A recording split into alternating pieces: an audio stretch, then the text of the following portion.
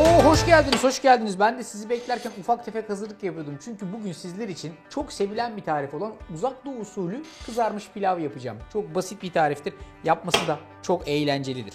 Öncelikle bu tarifin içerisinde biraz sebzeler var. Biraz da soğan var. Bir de pirinç var yani baktığınızda. Olayımız şöyle. Kesme tahtanızı unutmuşsunuz. Unutmadık ya. Kesme tahtasız takılıyoruz. Niye biliyor musunuz? Neden? Çünkü bizim kullandığımız tezgah, hep beraber söyleyelim mi? T1 Baykale porselen seramik tezgah. Vallahi yemin ediyorum benden çok sevdiklerini düşünüyorum bazen tezgahı. Efendim evet, T1 Baykale porselen seramik tezgahta çalışıyoruz. Bu tezgah yanmıyor, yapışmıyor, darbelere karşı dayanıklı, çizilmelere karşı dayanıklı. İsterseniz de normal bir kesme tahtası gibi de kullanabiliyorsunuz. İşte ben de bu tezgahın bana verdiği avantajı kullanarak bir tane soğanı böyle küçük küçük yemeklik doğradım ve şurada bekletiyorum. Arkasından birazcık da biberlerle ilgili çalışmam var. Sarı, kırmızı ve yeşil biberleri önce böyle ince uzun doğruyorum. Arkasından da bunların hepsini soğanla beraber küçük küçük küp küp doğrayacağım. Bu kesme, biçme, doğrama işlerinin hepsini tezgahta yapmak hem kolay hem avantajlı hem de geniş bir yüzeyde çalışıyorsunuz, yani rahat takılıyorsunuz. Evet, biberlerin hepsi doğrandı. Tavada ısındı. Hadi buyurun pilavın başlangıcına. Şimdi önce iyice ısınmış olan tava, üstünden dumanlar çıkıyor. Bayağı ısındı çünkü. Hafif bir altını kısıyorum. Şöyle bir ilk dumanını attıktan sonra içerisine 2-3 yemek kaşığı kadar zeytinyağı ilave ediyorum. Ve her şeyin başında ilk etapta cıslatarak soğanları işin içine alıyorum.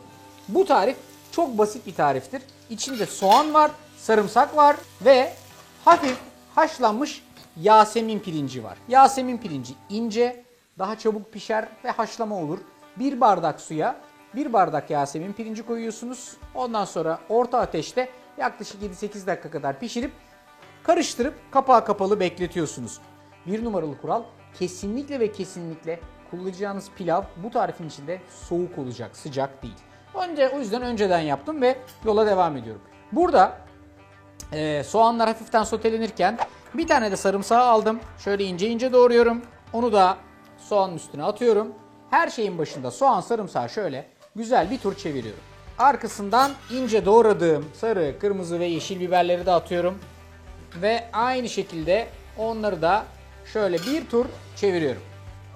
Rengarenk ve güzel bir görüntü. Bunlar burada hafiften dönecekler.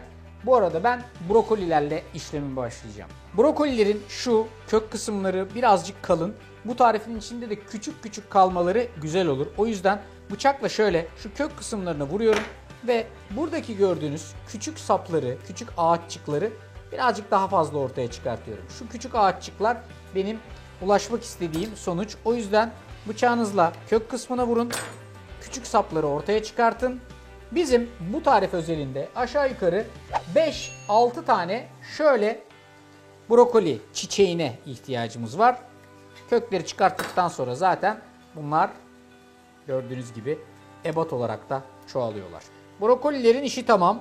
Şimdi onları da direkt olarak tavanın içerisine transfer ediyorum. Bir tur çeviriyorum. Artık sıra baharatlarda.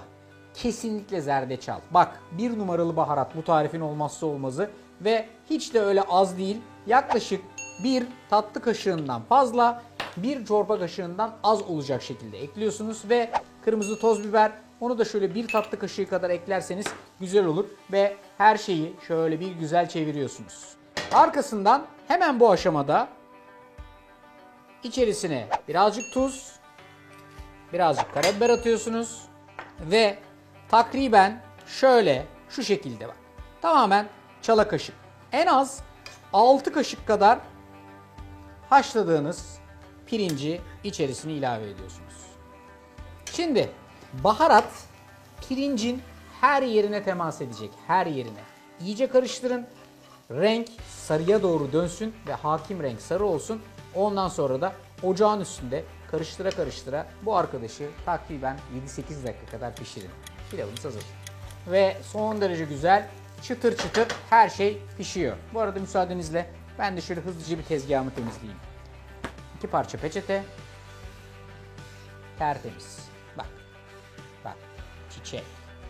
Mis. Tezgahı sildim. Pilavımı gayet güzel vaziyette çıtırlaştırdım. Artık servis edebilirim.